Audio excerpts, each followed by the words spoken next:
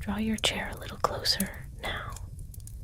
This is a story about a horse, but more than that, it is a story about what people will do when glory and greed share the same stable. It was autumn on Dartmoor, and the whole of England was talking about Silver Blaze, a champion, a creature of such speed and grace that men whispered his name the way they whisper prayers. He was due to race at Wessex Cup, and every betting slip in London had his name written on it. But then, silence. Silver Blaze was gone, vanished from his stall in the dark hours before dawn, and his trainer, a steady, careful man named John Straker, was found dead on the moor. A savage blow to the head, his body cold in the wet grass. The newspapers howled. Scotland Yard fumbled. And in his Baker Street rooms, Sherlock Holmes set down his morning coffee, folded the paper very deliberately, and looked at Watson with those pale, electric eyes. "I think," he said quietly, "we should go to Dartmoor." The train carried them west, through London's grey edges, and out into the open breadth of the countryside. Watson watched the fields blur past. Holmes barely moved. He sat with his fingertips pressed together and his eyes half closed, thinking, always thinking. Dartmoor received them with cold arms. The moor was vast and flat and ancient, full of granite and silence and the particular kind of loneliness that makes a man feel very small.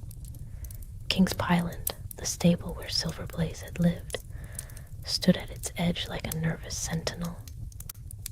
The local inspector, a decent fellow, though somewhat out of his depth, told them everything.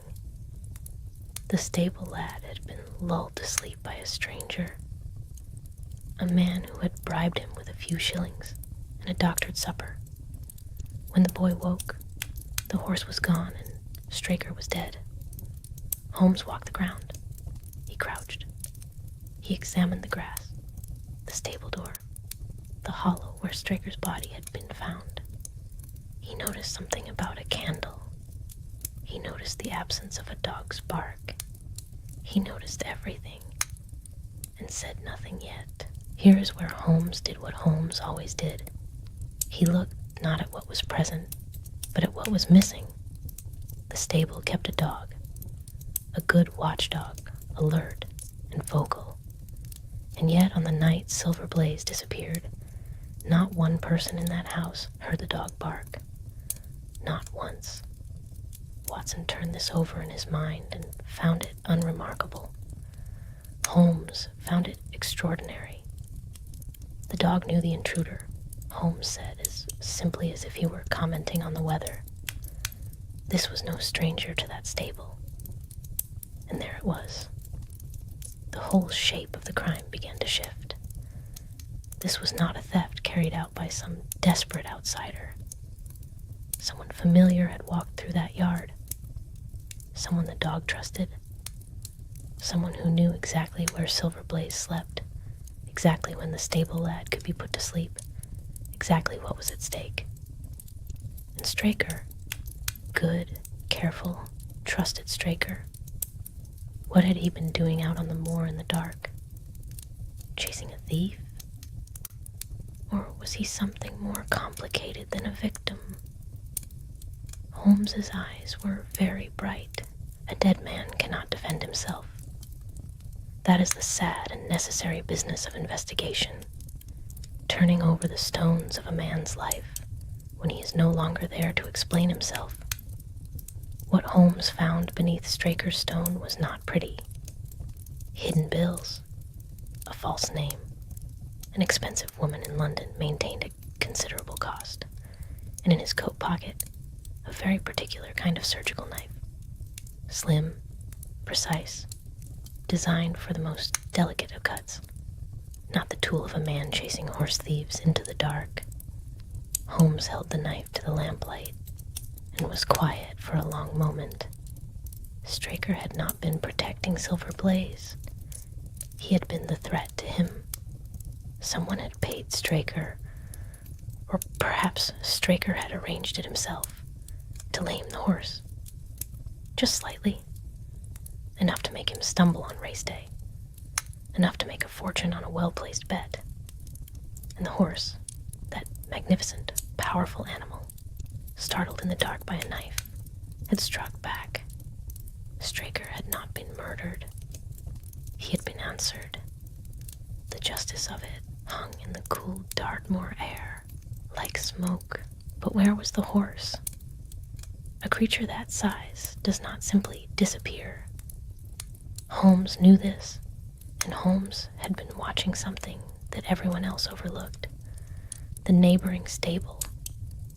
A man named Silas Brown, who ran his own horses, who had his own reasons to want Silver Blaze gone from the race. Holmes paid Brown a visit. Alone. He emerged from that meeting with a certain calm satisfaction about him, the way a man looks when a key has turned smoothly in a lock.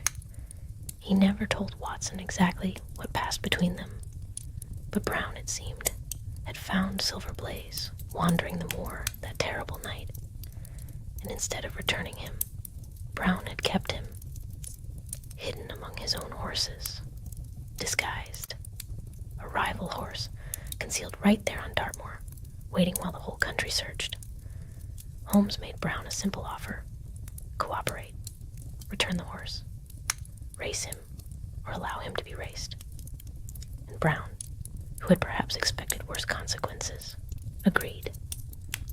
The color drained from his face as he understood that Holmes knew everything, every last thread of it. The horse was found, thin from the ordeal, but sound, gloriously, defiantly sound. Oh, but Holmes was not finished. No, he never was. Wessex Cup Day arrived with bright, cold sunshine and the kind of crowd that makes the ground shake. Flags and bookmakers and cowmen coats and the smell of horses and mud and excitement. Watson stood in the enclosure, watching, waiting, not entirely sure what was about to happen. There was a horse on the track that afternoon, a dark horse, almost unrecognizable, his coat treated to disguise his markings. The odds on him were long. Nobody paid him much attention. Nobody except Holmes, who stood at the rail with his hands in his coat pockets and the faintest smile at the corner of his mouth. The starting gun, the thunder of hooves, and that dark horse, that hidden, disguised, supposedly unknown horse, moved through the field like water finding its level. Effortless, inevitable. The crowd began to murmur, then to shout, then to roar. He won. Of course he won. Silver Blaze. For it was he. It was always he. Crossed the line first and cantered back to the enclosure, with his head high and his eyes bright, as though he knew perfectly well what he had just proved. In the winner's enclosure, Holmes turned to the stunned colonel who owned Silver Blaze, and with great gentleness explained everything. Straker's betrayal, Brown's opportunism, the curious dog, the surgical knife, all of it, laid out as neatly as a hand of cards. Silas Brown stood nearby, gray-faced and knowing. He had not escaped. He never could have. Watson watched Holmes in these moments, the moments after, and always found him changed. The sharpness softened, just a little. There was something in Holmes that genuinely loved this. Not the exposure, not the drama, but the rightness of it. The way truth, when finally spoken aloud, has a sound like a door swinging open. On the train back to London, the countryside darkening around them, Watson asked Holmes when he had known. Really known. On the moor, Holmes said, simply, when I saw what the horse's shoe had done to the grass. Watson laughed. Holmes permitted himself a small smile. And the fire crackles, and the night is quiet, silver blaze, somewhere out there, is running still, free and fast and impossible to catch, as all the best things are.